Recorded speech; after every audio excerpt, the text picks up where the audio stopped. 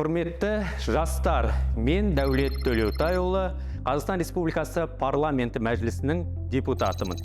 Мен де жаспын, себебі жасым әлі 35 жасқа толған жоқ.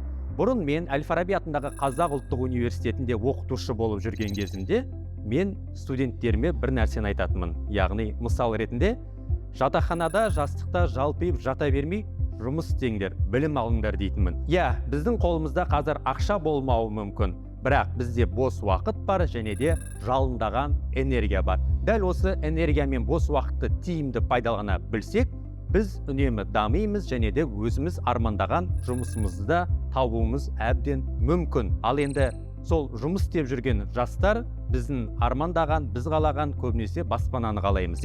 Баспана алудың біздің елде жастар үшін екі бағыты бар. Біреуі ипотекалық, екіншісі жалдамалы пәтер.